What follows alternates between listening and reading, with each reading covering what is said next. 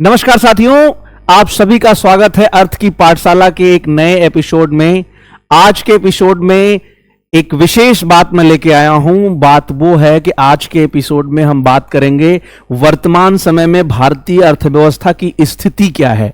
Overall Indian economy को समझने के लिए आज की क्लास बहुत इंपॉर्टेंट होने वाली है।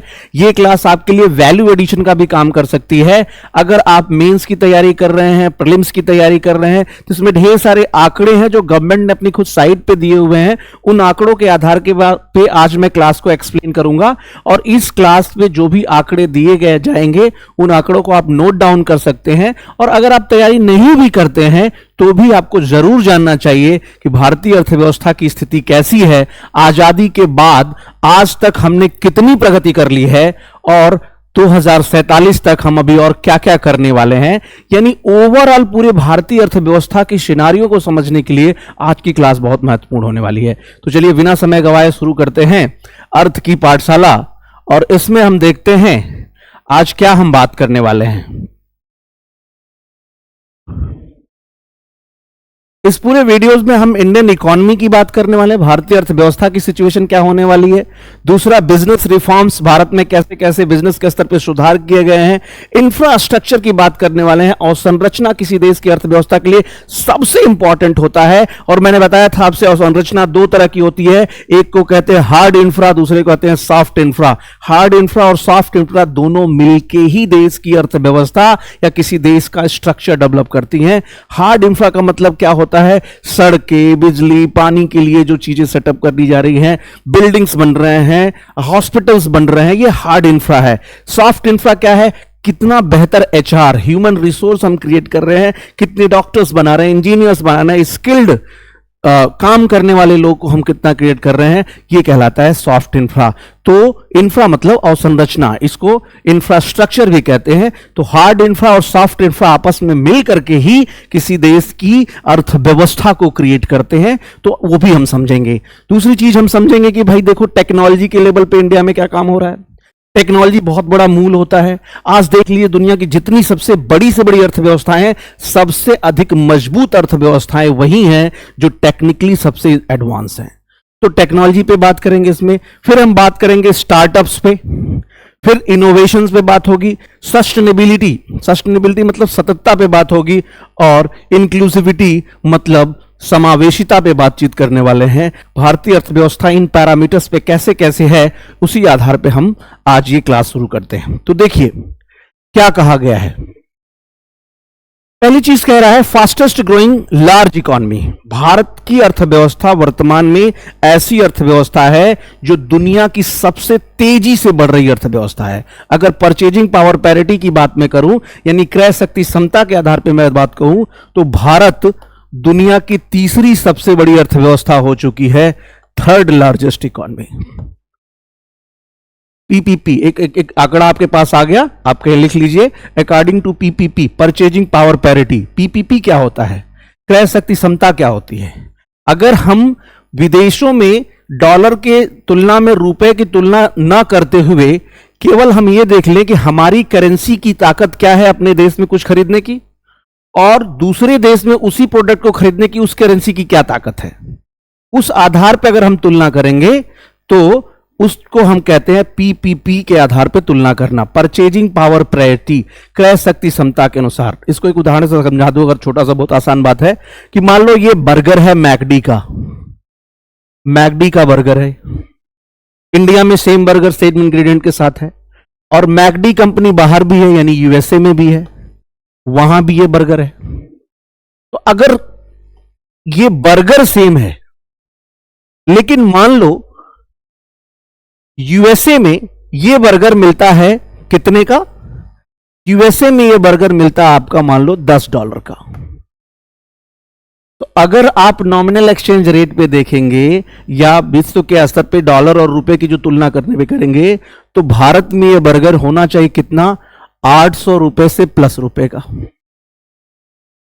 लेकिन भारत में ये बर्गर अगर इंडियन रुपीज में देखेंगे तो 60 रुपए का होगा। सेम बर्गर है, इसके आधार पर अगर आप तुलना करेंगे तो आप देख पाएंगे $10 बराबर 60 रुपया हुआ। यानी $1 बराबर कितना हो जाएगा? 6 रुपया। इस हिसाब से डॉलर की तुलना में रुपया बहुत मजबूत हो जाता है, और ऐसे में हम अपनी अर्थव्यवस्था की अगर साइज देखेंगे तो थर्ड लार्जेस्ट इकोनॉमी हो जाता है। मेरे ख्याल से पीपीपी समझ पाओगे कि एक करेंसी की उसकी अपने बाजार में खरीदने की ताकत क्या है किसी प्रोडक्ट को। अगर प्रोडक्ट सेम है, बर्गर सेम है, उसकी कीमत अगर उस प्रोडक्ट के आधार पे अगर करेंसी की तुलना करोगे तो भारत की अर्थव्यवस्था बहुत मजबूत दिखेगी, उसका साइज बहुत बड़ा दिखेगा। अभी हम देख लेंगे तो $9 ट्रिलियन इकोनॉमी से ऊपर चला जाता है। तो अगर पीपीपी के देखेंगे तो भारतीय अर्थव्यवस्था थर्ड लार्जेस्ट इकोनॉमी है। अगर पीपीपी के हिसाब से नहीं देखेंगे, नॉमिनल एक्सचेंज रेट पे देखेंगे जो वर्तमान में चल रहा है, जैसे $1 बराबर 82 रुपए के आसपास है, उससे थोड़ा ऊपर ही है, उस हिसाब से भी देखोगे तो भारत की अर्थव्यवस्था क्या है, अभी $3.5 ट्रिलियन के साथ दुनिया की 5th लार्जेस्ट इकोनॉमी है। हालांकि अभी एक अपडेट आया है, ये 4th हो चुका है लार्जेस्ट इकोनॉमी, जंप कर चुका है, जबकि ये 2012 से 7 पोजीशन ऊपर जा चुका है। यानी हम कह सकते हैं कि right now 4th largest economy दुनिया में कौन है? इंडिया है, नॉमिनल जीडीपी के आधार पे। नॉमिनल जीडीपी, नॉमिनल जीडीपी क्या होता है बात करेंगे, फिलहाल अभी एक लाइन में समझ लीजिए। नॉमिनल जीडीपी का मतलब होता है जीडीपी इंक्लूडिंग इन्फ्लेशन, ऐसी सकल घरेलू उत्पाद जिसमें मुद्रास्फीति, महंगाई को शामिल किया गया होता है, उसे नॉमिनल जीडीपी कहते हैं। ठीक है, तो वर्ल्ड लेवल पे जो एक्सचेंज रेट है उसके हिसाब से भी भारत की अर्थव्यवस्था अभी कह सकते हैं 4th पोजीशन में है। तीसरा क्या है कि अगर आजादी से देखें 75 इयर्स में तो लगभग जीडीपी हमारा 100 गुना बढ़ा है, 100 टाइम्स, और हमारा एक्सपोर्ट जो है 500 टाइम्स बढ़ा है। हाईएस्ट एवर एक्सपोर्ट हमारा कितना 2022-23 में दिखा है? $770 बिलियन, हाईएस्ट एक्सपोर्ट। यानी अब हम एक एक्सपोर्ट करने वाली कंट्री के रूप में उभर के सामने आए हैं। तो ये चीजें दिखी हैं आपको। तो इसलिए इंडिया 2022-23 में अब तक का एवर हाईएस्ट एक्सपोर्ट किया है। तो ये आंकड़ा भी आपके काम का है। एक आंकड़ा यहां काम क्या आएगा कि जीडीपी के हिसाब से क्या इंडिया 4th लार्जेस्ट इकोनॉमी अभी है। अगर पीपीपी के हिसाब से देखेंगे तो भारतीय अर्थव्यवस्था अभी कौन सी है? 3rd लार्जेस्ट इकोनॉमी है। पीपीपी मैंने समझाया कि किसी मुद्रा का अपने देश के अंदर जो खरीदने की ताकत होती है, उस खरीदने की ताकत के आधार पर उस देश की तुलना, उस देश की मुद्रा की तुलना दूसरे देश से कर सकते हैं उसी प्रोडक्ट के उस देश में खरीदने की ताकत के आधार पे। तो हम देखेंगे कि भाई वैसे जैसे मैंने बर्गर का उदाहरण लिया था, इससे आप समझ पाएंगे। ठीक है, अब देखिए क्या हो रहा है। इस समय इंडियन इकोनॉमी की जो ग्रोथ रेट है 20 फाइनेंशियल है 22-23 वित्तीय वर्ष 2022-23 में ये 7% तक प्रोजेक्ट की गई है। ये बहुत अच्छा है। कोविड के बाद अगर कोई इकोनॉमी इतना बढ़िया ग्रोथ रेट सस्टेन कर पा रही है तो ये अपने आप में बड़ी खुशी की बात है और हमें गर्वान्वित महसूस होना चाहिए।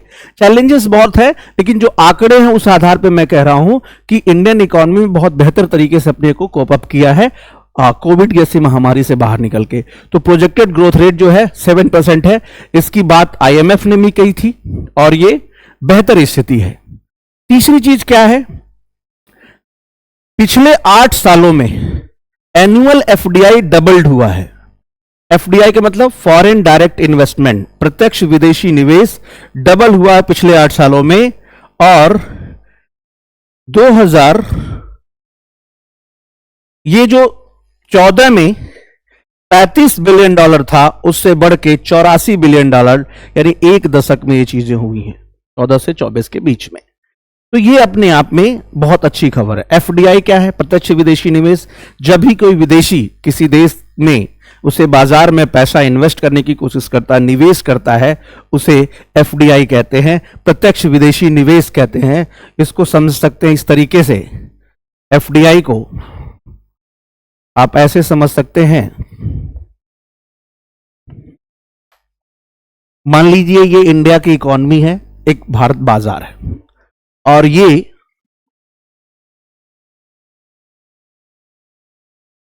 ये है रॉबर्ट, रॉबर्ट, ठीक है, नाम से लग रहा है जौनपुर का होगा, तो ये रॉबर्ट फॉरेनर है, नाम से ही लग रहा है ना, फॉरेनर है। तो रॉबर्ट का इंटरेस्ट जगा कि भारत के मार्केट में हमें पैसा इन्वेस्ट करना है। तो एक विदेशी जब भारतीय बाजार में पैसा इन्वेस्ट करता है, इसको कहते हैं एफडीआई, फॉरेन डायरेक्ट इन्वेस्टमेंट, प्रत्यक्ष विदेशी निवेश। अगर रॉबर्ट इंडिया में पैसा इन्वेस्ट कर रहा है तो रॉबर्ट कैपिटलिस्ट है, सोशल सर्विस करने के उद्देश्य तो आएगा नहीं। तो बड़ा सवाल है, रॉबर्ट इंडिया में पैसा क्यों लगाएगा? इसलिए लगाएगा क्योंकि इंडिया बहुत बड़ा बाजार है, India is a big market, और जहां भीड़ बहुत होती है, जनसंख्या बहुत होती है, वो बाजार बड़ा बाजार कहलाता है। तो ऐसे में क्या है, वहां उसके प्रोडक्ट के सेल होने के चांसेस बहुत हैं। तो कहीं ना कहीं से हमारी जनसंख्या दूसरों को एक माहौल देती है, एक अपॉर्चुनिटी देती है इन्वेस्ट करने के लिए। तो मैंने कहा एफडीआई बहुत साधारण भाषा में किसी विदेशी कंपनी के द्वारा भारतीय बाजार में निवेश करना, इन्वेस्ट करना कहलाता है प्रत्यक्ष विदेशी निवेश। यह दो तरीके का होता है, एक को कहते हैं ग्रीनफील्ड एफडीआई, और दूसरे को कहते हैं ब्राउनफील्ड एफडीआई। ग्रीनफील्ड एफडीआई का मतलब क्या होता है? जब कोई विदेशी कंपनी या फर्म या विदेशी यहां एक नया पेड़ लगाता है, यहां पेड़ से कंसर्न कंपनी से है, जब एक नई कंपनी नया सेटअप स्टैब्लिश करता है तो ऐसी एफडीआई को ग्रीनफील्ड कहते हैं। और ब्राउनफील्ड एफडीआई क्या होता है? जब कोई पहले से पेड़ लगा हो और उसकी डाल पे आके कोई बैठ जाता है, यानी पहले से कोई कंपनी चल रही है, उसकी हिस्सेदारी, पार्टनरशिप, या ऐसे कह लो इक्विटी खरीद लेता है कि कोई मान लो रिलायंस ही कोई चला रहा है, अपने कुछ हिस्सा उठा करके रॉबर्ट को दे दिया, अब रॉबर्ट उसका पार्टनर हो गया, रॉबर्ट विदेशी है तो भी एफडीआई कहलाएगा। तो एफडीआई दो तरीके का होता है। फिलहाल एफडीआई का मतलब समझ में आया? एफडीआई का मतलब ये होता है कि किसी विदेशी के द्वारा देश के अंदर, और यहां मैंने ग्रीन फील्ड क्यों कहा? देखिए पेड़ जो होता है उसका कलर ग्रीन होता है, नया पेड़ लगाया, मैं बस जोड़ रहा हूं इसके साथ, और पेड़ की जो डाल होती है वो ब्राउन होती है, तो डाल पे बैठ गया, यानी पहले से कोई कंपनी चल रही है उसका पार्टनर बन लिया, तो एफडीआई है। तो ये एफडीआई फ्लो क्या है? बहुत तेजी से बढ़ा। एफडीआई के बारे में फिर दूसरी क्लास में और डिटेल में बात करेंगे कि एफडीआई का रूट्स क्या क्या होता है। आपने सुना होगा ऑटोमेटिक रूट्स, रिस्ट्रिक्टिव रूट्स, जिसे दिल्ली और रूट्स और मुंबई रूट्स भी कहते हैं, कौन कौन से एरिया में एफडीआई आना है, कैसे आता है। तो एफडीआई बहुत तेजी से बढ़ा है। तो एफडीआई बढ़ने का मतलब क्या है कि भारतीय अर्थव्यवस्था पे दूसरों को विश्वास जमा है, लोग आगे आ रहे हैं इन्वेस्टमेंट करने के लिए, उन्हें अपॉर्चुनिटीज दिख रही है इंडियन इकोनॉमी में। तो एक आंकड़ा जो है आप अब कभी यूज कर सकते हो, वो ये है कि लास्ट 8 सालों में, पिछले 8 सालों में एफडीआई जितनी थी वो डबल हो चुकी है। फिर पेंडेमिक में क्या हुआ है? भारतीय अर्थव्यवस्था ने जिस तरीके से एक अप्रोच दिखाया है, अपने आप को रिकवर किया पेंडेमिक के बाद, ये पूरी दुनिया के लिए बहुत अच्छा सबक रहा है। इसमें कहा गया है कि वी शेप रिकवरी किया गया पेंडेमिक में। वी शेप रिकवरी का मतलब क्या है? देश की जीडीपी, पेंडेमिक आया, लॉकडाउन लग गया, उत्पादन कम हो गया, उत्पादन ठप सा हो गया, and GDP is related to production. GDP full form देखिए, gross domestic product, and product is related to production. इससे एक चीज बहुत साफ निकल के आ रही है कि जिस देश में प्रोडक्शन रुक जाएगा या कम हो जाएगा, उस देश की जीडीपी नीचे चली जाएगी। कोविड के बाद यही हुआ, लॉकडाउन लगा, जीडीपी नीचे आ गई। देश की जीडीपी जब नीचे आ गई, और ये देखिए आंकड़ा कह रहा है कि 2020-21 के पहले फर्स्ट क्वार्टर में 24% डाउन हमारा चला गया था जीडीपी, और फिर बाद में 2021-22 में हमने रिकवरी की, अर्थव्यवस्था फिर पटरी पे आई। यानी अगर देश की जीडीपी की ग्रोथ रेट है, नीचे जा रही है फिर ऊपर जा रही है, तो देखिए वी शेप बन रहा है। इसी को कहते हैं वी शेप रिकवरी। जब देश की अर्थव्यवस्था बहुत नीचे जाने लगे, बहुत डाउन होने लगे, तो निगेटिव ग्रोथ रेट जब विटनेस करने लगे अर्थव्यवस्था, तो इसको कहते हैं फिर नीचे जाने लगी अर्थव्यवस्था। और जब बहुत लॉन्ग टर्म के लिए अगर ग्रोथ रेट निगेटिव होने लगे, देखिए स्टेजेस होते हैं, जब निगेटिव होने लगता है ग्रोथ रेट यानी उत्पादन कम होने लगता है, तो यह सिचुएशन होती है रिसेशन की। और रिसेशन की स्थिति अगर निगेटिव बहुत दिनों तक बना रहा ना, तो इकोनॉमिक क्राइसिस की कंडीशन आ जाती है, आर्थिक संकट की कंडीशन आती है।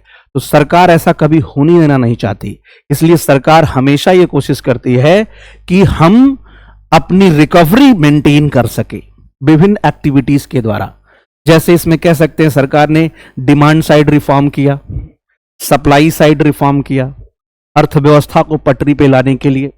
डिमांड साइड रिफॉर्म क्या है? देश के अंदर मांग बनी रहे, इसलिए लोगों की जेबों में पैसे डाले, जो लोगों को रोजगार उपलब्ध कराया, मनरेगा के डेज बढ़ाए, उसके वेजेस को बढ़ाया, सीधे खातों में पैसा जमा कराया लोगों के, और लोगों को राशन दिया ताकि वो पैसा उन्हें अनाज खरीदने पे ना खर्च करना पड़े, और दूसरे चीजों की वो डिमांड जनरेट करे, जिससे जो उत्पादन करने वाले लोग हैं, फैक्ट्री के मालिक हैं, उनको ये लगने लगे कि भाई अब मांग पैदा होगी है, हमें फायदा होगा, तो वो आगे जाएंगे। अब वो जो प्रोड्यूसर्स हैं, उत्पादन करने वाले लोग हैं, कंपनी के मालिक हैं, उनके साइड से भी सरकार आगे खड़ी हुई, और इसे कहते हैं सप्लाई साइड रिफॉर्म। उनसे कहा भैया पीएलआई लो, प्रोडक्ट लिंक इंसेंटिव हुआ कि अगर आप एक काम करोगे, इतना प्रोडक्शन करोगे तो इतना इंसेंटिव आपको मिलेगा, तो उसके लिए वो प्रोत्साहित हुए। फिर उनके इजी लोन की व्यवस्था की, एमएसएमई उद्योग की परिभाषा को क्या किया, फिर से रिस्ट्रक्चराइज्ड किया, बहुत सा उसका जो दायरा था उसको बढ़ाया, बहुत सी बड़ी बड़ी कंपनियां थी वो एमएसएमई में आ गई। जब एमएसएमई में बड़ी बड़ी कंपनियां, एमएसएमई मतलब माइक्रो स्मॉल मीडियम इंटरप्राइजेस, एक परिभाषा बनाया कि हर कंपनी देखो क्या है, एमएसएमई के दायरे में आना चाहती है, क्योंकि वो सरकार से लाभ पाना चाहती है। इस लिहाज से क्या हुआ, इसे सप्लाई साइड रिफॉर्म किया गया। तो कुल मिला के demand side reform, supply side reform करके सरकार ने क्या किया, वी शेप रिकवरी किया। और दरअसल इकोनॉमिक सर्वे 2020-23 में इसी को एजाइल अप्रोच कहा गया है। एजाइल अप्रोच, एजाइल अप्रोच करके भारतीय अर्थव्यवस्था को वी शेप रिकवरी में दिया गया। फिर से हम आगे बढ़े। हालांकि यहां ध्यान दीजिएगा, कुछ अर्थशास्त्री इसे भारतीय अर्थव्यवस्था को पेंडेमिक के बाद रिकवरी को के शेप रिकवरी कहते हैं। के शेप रिकवरी क्या होता है कि अर्थव्यवस्था का एक सेक्टर तो आगे बढ़ा है, लेकिन दूसरा सेक्टर और नीचे गया है। तो अर्थव्यवस्था का एक सेक्टर जो आगे बढ़ा है, उसके ग्रोथ को देख करके दोनों को ग्रोथ में शामिल किया जा रहा है। तो ये रिकवरी वी शेप ना होकर के क्या है, के शेप है। जैसे इस हाशिए पे है service sector, specially IT services. Covid के दौरान देखिएगा आईटी सर्विसेज वालों के नौकरियां नहीं गई हैं। उनकी नौकरियां इसलिए नहीं गई क्योंकि वो वर्क फ्रॉम होम था और नेट की कनेक्टिविटी थी। आप देखिएगा, आपने कोई ना कोई आपका रिलेटिव वर्क फ्रॉम होम कर रहा होगा, और कुछ तो अभी तक कर रहे हैं, ठीक है। तो यहां पे इन्वेस्टमेंट भी खूब आया, तो जो सर्विस सेक्टर है वो तो बढ़ा है, लेकिन जो इनफॉर्मल सेक्टर है, अनऑर्गेनाइज सेक्टर है, प्राइमरी सेक्टर के लोग हैं जो छोटा छोटा काम करते थे, रोजगार करते थे, उनकी स्थितियां अभी भी बेहतर नहीं हुई हैं। तो जब सब मिला के जीडीपी तो माना जाएगा भाई। एक घर में कई लोग काम कर रहे हैं, एक आदमी बहुत कमा रहा है, 4 लोग नहीं कमा रहा है, लेकिन उस घर का पैसा जोड़ा जाएगा तो ही पैसा ज्यादा दिख रहा है, लेकिन जस्टिफाइड तो नहीं है ना। तो कुछ लोगों ने कहा कि इंडिया की कोविड के बाद जो रिकवरी है वो के शेप रिकवरी है। मेरे ख्याल से के शेप रिकवरी आप समझ गए होंगे, लेकिन सरकार का दावा यह है कि हमने कैसी रिकवरी प्राप्त की है, वी शेप रिकवरी प्राप्त की है। चलिए आगे थोड़ा सा समझते हैं, ये ठीक है। दूसरी चीज क्या बड़ी खास बात है, ये देखिए, second largest working population of 522 million with medium age of 28 years. इसे डेमोग्राफिक डिविडेंड भी कहते हैं कि भारतीय अर्थव्यवस्था दूसरे नंबर पे है, सबसे ज्यादा वर्किंग पॉपुलेशन, कार्यशील जनसंख्या 15 ईयर्स टू 59 ईयर्स। ये भी क्वेश्चन है अपने आप में कि वर्किंग पॉपुलेशन की एज ग्रुप क्या होता है, उसका एज का बाउंडेशन क्या होता है, तो ये भी एक पॉपुलेशन है इस चीज को देखने के लिए। समझ पा रहे हैं आप लोग? तो ये भी देख लीजिएगा भाई। तो 522 ऐसे मिलियन लोग हैं जो मीडियन एज ऑफ 28 ईयर्स के हैं।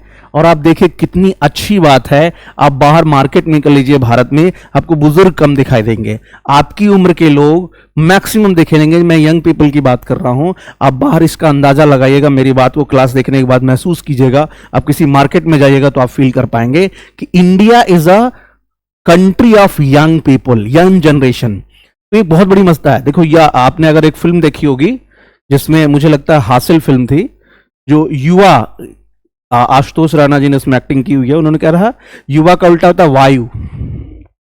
यानी वायु यानी यूथ जो है ना वो हवा की तरह होता है, बस उसको कैसे यूज कर लेते हैं। तो ये डिपेंड करेगा हमारे पॉलिसी मेकर्स पे, ये डिपेंड करेगा हमारी लीडरशिप पे कि देश के युवाओं को कैसे यूटिलाइज कर सकते हैं, और ये बहुत बड़ा बेनिफिट बन सकता है देश के लिए। चलिए, तो ये कुछ आंकड़े हमने बात किए कि भाई देखो, फोर्थ लार्जेस्ट इकोनॉमी है, ग्रोथ रेट ये हो गया, जीडीपी ऐसे हो गया, वी शेप रिकवरी हमने किया, और हमारे पास लार्जेस्ट ये working, second largest working population हमारे पास है। अब देखिए, बात किया गया अमृतकाल। अमृतकाल की बात की गई है, अमृतकाल विजन 2047।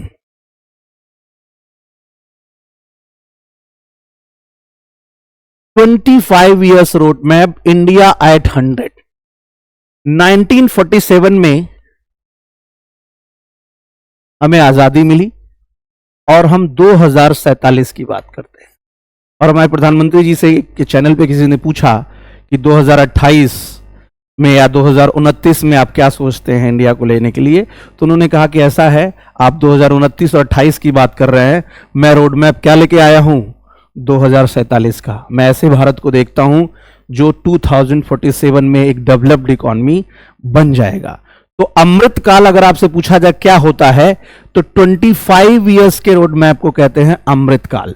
ठीक है, यानी next 75 years two of independence से 100 इयर्स ऑफ इंडिपेंडेंस के बीच का ये 25 इयर्स है, इसे ही अमृतकाल कहा जाता है, जब भारत एक विकसित राष्ट्र के रूप में परिवर्तित होगा। तो आपसे एक साधारण क्वेश्चन पूछ लेगा, अमृतकाल का मतलब समझ पाए? अमृतकाल का अल्टीमेट ईयर कौन सा है? तो ये 2047 है। क्यों खास है 2047? उस समय आजादी के 100 साल पूरे हो जाएंगे। चलिए, तो क्या क्या सोचा गया भाई 2047 में भारतीय अर्थव्यवस्था को लेकर के, क्या सरकार का विजन है, इसको देखिए।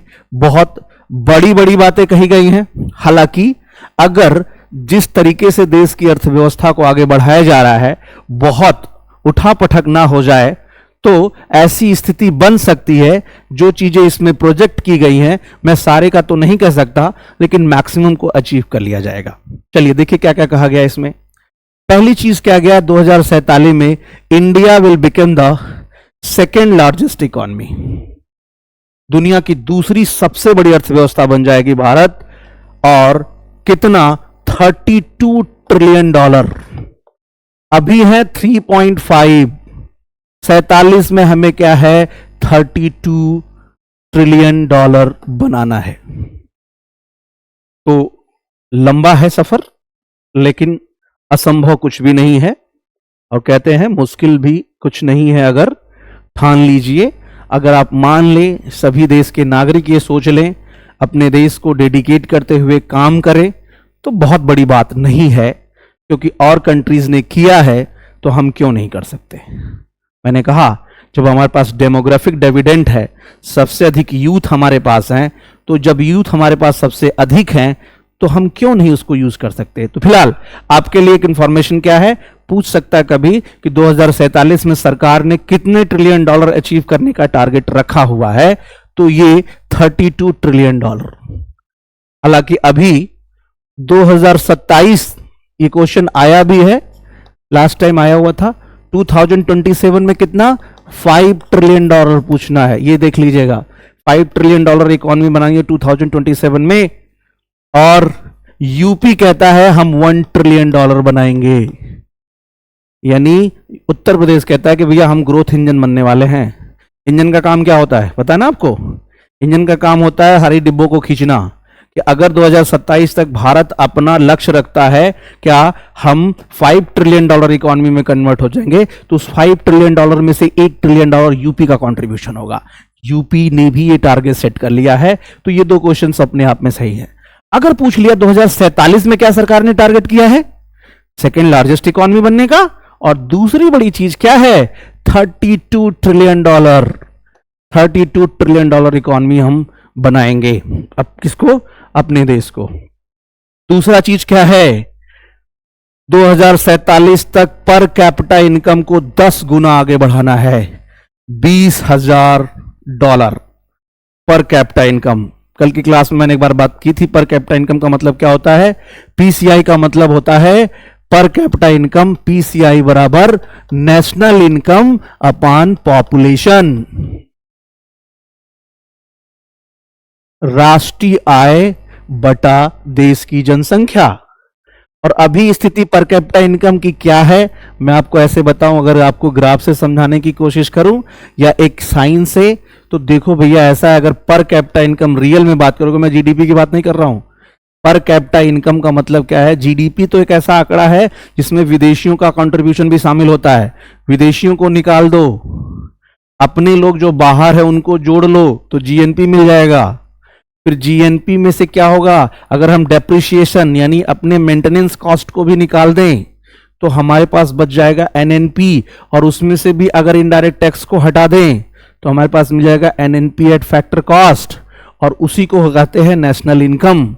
और वो आएगा, अगर मान लो ऐसे आप समझते हो, मैं समझाऊं अगर आपको, कि ये देश की जीडीपी है, ये जीएनपी है, ये एनएनपी फैक्टर कॉस्ट है, और इसी को नेशनल इनकम कहते हैं, और ये देश की जनसंख्या है। अब देखो इतना पैसा है, इतने लोगों में बटेगा, तो पर कैपिटा इनकम बहुत कम आता है। और एक और आंकड़ा मैं लगे हाथ बता दूं, पर कैपिटा इनकम के हिसाब से हम 139 रैंक पे हैं। हाँ हैं 139 रैंक पे, यानी पर कैपिटा इनकम के आंकड़े सरकार नहीं जारी करती है, रैंकिंग नहीं जारी करती है, लेकिन जीडीपी की रैंकिंग हम जारी करते हैं। समझ पाए आप, क्योंकि जीडीपी में वो भी कंट्रीब्यूशन शामिल है जो हमारा दरअसल है ही नहीं। बहुत विदेशी जो यहाँ पे कंट्रीब्यूट करते हैं उनको भी जोड़ा जाता है। तो सरकार ने कहा कि भाई हम पर कैपिटा इनकम को आज के 10 गुना तक बढ़ाएंगे। क्लियर है बात। फिर जीडीपी में क्या करना है हमें, जीडीपी में हम मैन्युफैक्चरिंग जीडीपी को 15 गुना बढ़ाना है, $6 ट्रिलियन करना है, और सर्विस जीडीपी को 13 गुना बढ़ा के $20 ट्रिलियन करना है। मैन्युफैक्चरिंग और सर्विस सेक्टर का कंट्रीब्यूशन जीडीपी में बढ़ाना है, ये सरकार ने माना है। और क्या कहा है कि largest and youngest human working population across top economies globally, और 2047 तक हमारे पास देश के सबसे बड़े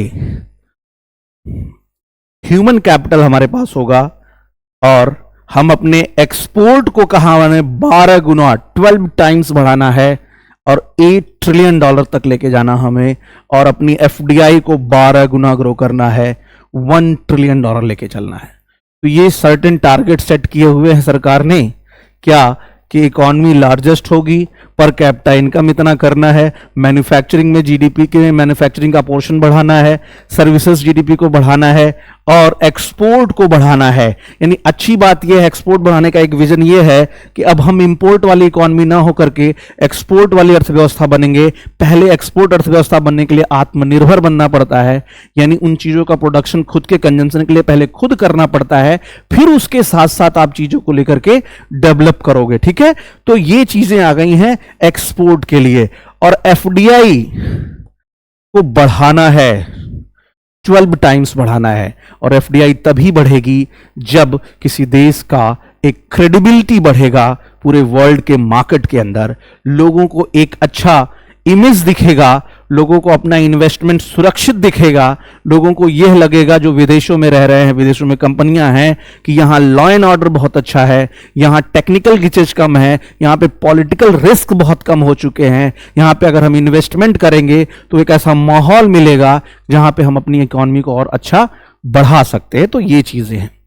चलिए आगे देखिए क्या बोला गया भाई, इसमें सरकार ने क्या कहा गया, बिजनेस रिफॉर्म की बात की है गवर्नमेंट ने। आगे गवर्नमेंट ने बिजनेस रिफॉर्म्स की बात की है। बिजनेस रिफॉर्म की जब गवर्नमेंट ने बात की है तो यहां पे आप देखिए क्या कहा गया है, न्यू कॉर्पोरेट टैक्स रिजीम लाया गया है। कॉर्पोरेट टैक्स क्या होता है समझिए इस चीज को लेकर। टैक्स क्या होता है, कर एक अनिवार्य भुगतान होता है जिसको जनता सरकार को देती है। कर से ध्यान रखिएगा, सरकार की रिस्पॉन्सिबिलिटी बढ़ती है, लाइबिलिटी नहीं। कर हम क्यों देते हैं सरकार को, उसके पीछे का रीजन क्या है समझिए। देखिए देश के अंदर क्या होता है, कुछ पर्सनल डिमांड होती है। पर्सनल डिमांड क्या, मुझे कपड़ा खरीदना है, मुझे जूते पहनने हैं, मुझे गाड़ी से चलनी है, ये मेरा पर्सनल डिमांड है। लेकिन ये गाड़ी हवा में तो नहीं चलाऊंगा ना मैं, गाड़ी चलाने के लिए सड़क तो चाहिए और सबको चाहिए। हमारा घर कहीं बनाया उस घर तक सड़क तो चाहिए। तो सड़क केवल मेरे के लिए नहीं होनी चाहिए, गाड़ी मेरे गाड़ी के लिए सड़क नहीं होनी चाहिए, सड़क सबके लिए होनी चाहिए। तो सड़क एक कलेक्टिव डिमांड है। तो कलेक्टिव डिमांड को हम अकेले नहीं फुलफिल कर सकते। कलेक्टिव डिमांड को फुलफिल करने के लिए गवर्नमेंट आगे आती है। अब इमेजिन कीजिए, सड़क आपको चाहिए, पुल चाहिए, लेकिन क्या अपने पैसे से सड़क पुल का बना पाएंगे? नहीं, पैसा लगता है उसमें। तो भैया पैसा लगता है तो उसके लिए आपको पैसा देना पड़ेगा। कलेक्टिव डिमांड है पुलिस, लॉ सिस्टम, जुडिशरी, सेना, सबकी जरूरत है ये। तो इसको चलाएगा एक सिस्टम के तहत सरकार। तो सरकार इन चीजों को चलाने के लिए पैसों की जरूरत होती है, तो सरकार वो पैसा आपसे ही लेती है, उसी को टैक्स कहते हैं। मेरे ख्याल से समझ पाओगे टैक्स का कॉन्सेप्ट क्या है। Tax is a mandatory payment which is given by the people of the country in favour of the government. और जब आप सरकार के एवज में करते हैं तो केवल यही नहीं, टैक्सेस के कई प्रकार होते हैं। अब कुछ लोग ऐसे होते हैं, जैसे आपकी पर्सनल इनकम है तो आप अपना इनकम से कुछ हिस्सा सरकार को दे रहे हैं इनिशियल बिल्डिंग के लिए, कलेक्टिव डिमांड को पूरा करने के लिए, वो इनकम टैक्स कहलाता है। लेकिन कुछ कंपनियां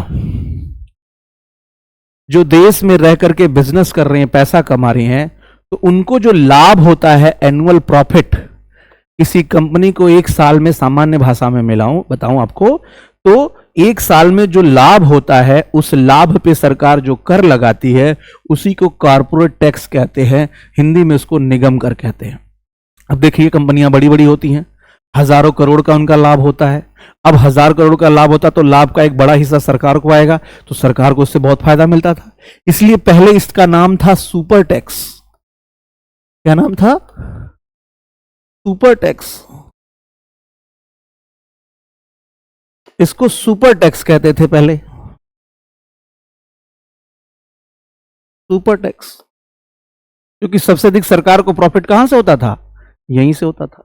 लेकिन ध्यान रखिएगा, इस सरकार ने क्या किया है, कॉर्पोरेट टैक्स में कमी की है। और एक बार भी बात जान लेना कि अभी सरकार को सबसे अधिक फायदा सुपर टैक्स यानी कॉर्पोरेट टैक्स से नहीं होता है। जब से जीएसटी आ गया 2017 के बाद, तो उसने जगह ले लिया है कॉर्पोरेट टैक्स का। अब सरकार को सबसे अधिक कमाई अगर होती है किसी से तो जीएसटी से होती है, नंबर 2 पे आता है कॉर्पोरेट टैक्स। इस सरकार ने क्या किया है, निगम कर को कम किया है। इसका मतलब सरकार ने अपने पैर पे कुल्हाड़ी मार ली। क्यों कम कर दिया भाई? देखिए अगर इंडियन कंपनी है तो उसका निगम कर 22% हो गया है और नई यूनिट से इनका केवल 15% रह गया है। तो सरकार ने निगम कर में कमी की है। तो क्या सरकार ने गलती किया है? अपने ही पैर पे कुल्हाड़ी मार लिया, अपनी इनकम को कम कर लिया क्या? उसके पीछे रीजन है। सरकार का कहना यह है कि अगर हम अपने कॉर्पोरेट हाउस के भाइयों का कुछ कम टैक्स कर देंगे तो उनकी बचत बढ़ेगी और उस पैसे को वो नई इंडस्ट्री में इन्वेस्ट करेंगे। जब नई इंडस्ट्री में इन्वेस्ट करेंगे तो देश के अंदर इंडस्ट्रियलाइजेशन, औद्योगिकीकरण बढ़ेगा, विनिर्माण बढ़ेगा, रोजगार के नए अवसर आएंगे और लोगों को काम मिलेगा, उत्पादन बढ़ेगा और देश की जीडीपी आगे बढ़ेगी। तो इसलिए सरकार ने निगम कर को कम कर दिया। हालांकि विपक्ष इससे आलोचना भी करता है। विपक्ष का कहना है कि यह सूट बूट वाली सरकार है, यह इंडस्ट्रियलिस्ट की सरकार है, इसलिए इंडस्ट्रियलिस्ट को हेल्प करने के लिए सरकार ने क्या किया है, निगम कर कम कर दिया है। अब आपको सवाल ये आ रहा होगा कि सर कम कर दे तो पहले कितना था? पहले ये 40% के आसपास था, हालांकि विदेशी कंपनियों के लिए अभी भी 40% है। तो ऐसे समझ लीजिए उससे घटा करके इतना नीचे लेके आया गया है ताकि हमारे बिजनेसमैन भाइयों को रिलैक्स मिल सके और वो अपने पैसे को, क्योंकि देखो टैक्स जितना क्रूएल होगा, जितना कठिन होगा, जितना कठोर होगा, लोगों को यानी जो टैक्स देने वाले हैं उनको और दिक्कत महसूस होती है। और लैफर कर्व यही तो कहता है, एक छोटा सा नियम है कर को लेने के लिए, कर के क्लियर होने पे लैफर वक्र, लैफर वक्र ये कहता है कि ये टैक्स रेट है और ये टैक्स कलेक्शन है।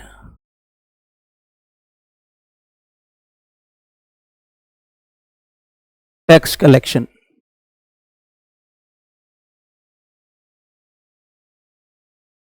देखिए ऐसे, टैक्स कलेक्शन, जैसे जैसे टैक्स रेट बढ़ता है टैक्स कलेक्शन बढ़ता जाता है, लेकिन एक लिमिट तक, यानी टैक्स बढ़ाते गए टैक्स कलेक्शन बढ़ता गया, लेकिन सर्टेन लिमिट तक। लेकिन इसके आगे और टैक्स रेट बढ़ाओगे भैया तो लोग टैक्स की चोरी शुरू कर देते हैं, टैक्स कलेक्शन कम होने लगता है। इसे कहते हैं लैफर कर्व, लैफर वक्र। बहुत आसान है, लैफर कर्व ये कहता है, ऑब्वियस सी बात है, किसी को थोड़ा थोड़ा दबाव दोगे तो एक लिमिट तक वो बढ़ता जाएगा, लेकिन दबाव इतना बढ़ा दोगे टैक्स इतना क्रूअल हो जाएगा। जैसे मैं आपसे कहूं पढ़िए पढ़िए पढ़िए पढ़िए तो किसी ने हाँ अच्छी बात अच्छी बात है अच्छी बात है, लेकिन कहूं पढ़ना ही पढ़ना ही पढ़ना ही पढ़ना, देखो क्या कोई ऐसा है? पढ़ रहे हैं, किताब लेके बैठे रहोगे लेकिन पढ़ोगे नहीं, ठीक है, या फिर विद्रोह कर दोगे। तो ये बात कहता है। तो गवर्नमेंट कहती है कि कॉर्पोरेट टैक्स को कितना टफ करेंगे भाई, इसको आसान करना था, इस लिहाज से सरकार ने कॉर्पोरेट टैक्स में कमी करी है, ठीक है। दूसरा क्या रिफॉर्म किया? बहुत अच्छा, दूसरा रिफॉर्म किया है production linked incentive, PLI. Production linked incentive क्या होता है? ये स्कीम क्या है? ये फाइनेंशियल इंसेंटिव्स है जो $26 बिलियन के साथ किया गया डोमेस्टिक प्रोडक्शन को 14 सेक्टर्स में। किसी को प्रमोट करना हो ना तो उसको इंसेंटिव दो। तो गवर्नमेंट ने कहा ऐसे 14 सेक्टर्स से अपनाया सरकार ने कि अगर आप इतना उत्पादन करोगे तो इतने उत्पादन का आपको इतना बढ़ा के देंगे हम। बताओ कोई प्रमोट होगा कि नहीं? ठीक वैसे ही जैसे एमएसपी कहा जाता है किसानों के लिए कि आपके फसल को मिनिमम तो इतना हम देंगे ही, तो किसान क्या होता है उसके लिए प्रमोट होता है। तो बिजनेस लेवल पे एक बड़ा रिफॉर्म किया गया जिसको कहते हैं पीएलआई, प्रोडक्शन लिंक इंसेंटिव, ठीक है। और दूसरा काम क्या किया गया है? सेमीकंडक्टर इंडिया मिशन लाया गया है इस बार। क्या है इसमें? Financial incentive worth of $10 billion to develop semiconductors and display manufacturing ecosystem. देखिए सेमीकंडक्टर अगला जमाना जो है 2047 की अगर बात हो रही है तो इसी की बात हो रही है, सेमीकंडक्टर्स। सिलिकॉन वैली आपने सुना होगा, इसको इंटरनेशनल लेवल से मैं जोड़ता हूं, ठीक है। देखिए ताइवान है ना चाइना के आसपास, और बगल में वियतनाम है, ठीक है। तो ये जो एरियाज है ना ये सेमीकंडक्टर के लिए बहुत पॉपुलर है, इसीलिए यूएस का सबसे अधिक इंटरेस्ट यहां पे, यानी आने वाला टाइम जो है ना वो सेमीकंडक्टर का इंपॉर्टेंस बढ़ाने वाला है। भारत इस बात को समझ रहा है। सेमीकंडक्टर्स का यूज कैसे होता है आप देख लो, जो आप एसी यूज करते हो या फिर फोन टीवी का जो रिमोट है वो यूज करते हो आप, उसमें चिप्स लगे होते हैं, ठीक है। अब बहुत से ऐसी चीजें हैं उसी पे काम करने वाली है, गाड़ियां इस पे अब चलने वाली हैं, बहुत सारी चीजें इस पे चलने वाली है। तो सेमीकंडक्टर्स का भविष्य है, इसलिए सरकार ने कहा कि भाई सेमीकंडक्टर का डिस्प्ले का हम मैन्युफैक्चरिंग इकोसिस्टम इंडिया में लगाएंगे, हमें किसी दूसरे पे इस चीज के लिए डिपेंडेंट ना हो, और हम ऐसा मैन्युफैक्चरिंग करेंगे कि दुनिया के लोग हम पे डिपेंडेंट होने शुरू कर दिए। तो ये सेमीकंडक्टर के ऊपर सबसे अधिक जोर किया जाता है। और custom bonded warehouses duty exempted on domestic manufacturing goods for export. सरकार ने कहा एक्सपोर्ट बढ़ाना है तो भैया आपको कस्टम ड्यूटी नहीं देना है, अब केवल इंपोर्ट पे कस्टम ड्यूटी है। कस्टम ड्यूटी क्या होता है? सीमा शुल्क उसको कहते हैं। देश की सीमा के अंदर कोई भी चीज इंपोर्ट और एक्सपोर्ट आप करते हो तो उसे कहते हैं, जब सरकार उस पर टैक्स लगाती है उसको सीमा शुल्क या कस्टम ड्यूटी कहते हैं। तो सरकार ने क्या किया है कि जो एक्सपोर्ट करने वाले प्रोडक्ट है उनसे कस्टम ड्यूटी खत्म कर दी है। इंटेंशन गवर्नमेंट का यह है कि हम एक्सपोर्ट को बढ़ावा देना चाहते हैं। जितना ज्यादा से ज्यादा हम एक्सपोर्ट को बढ़ावा देंगे उससे ही हमारी आत्मनिर्भरता आएगी, दूसरे हम पर डिपेंडेंट होंगे और भारत का इकोनॉमी का एक ग्लोबल फुटप्रिंट पूरे वर्ल्ड में तैयार होगा। ठीक है, तो इसलिए कस्टम ड्यूटी, एक और बात यहां रख लीजिए, कस्टम ड्यूटी इकलौता टैक्स है जिसको छोड़कर जो जीएसटी में शामिल नहीं है। कस्टम ड्यूटी को छोड़कर सभी इनडायरेक्ट टैक्सेस को किस में शामिल कर लिया गया है? जीएसटी के साथ मर्ज किया गया है। तो इसके लिए डोमेस्टिकली मैन्युफैक्चर्ड गुड्स के एक्सपोर्ट पर कस्टम ड्यूटी खत्म कर दिया जा रहा है और remission of duties and taxes on exported products. Obvious सी बात है कि एक्सपोर्ट को बढ़ावा देने के लिए जो टैक्स या ड्यूटीज है उसको आगे बढ़ा दिया गया है, मतलब उसको नहीं लिया जाता, उसमें छूट दिया गया है।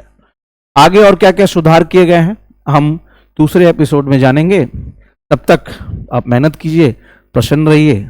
Thank you.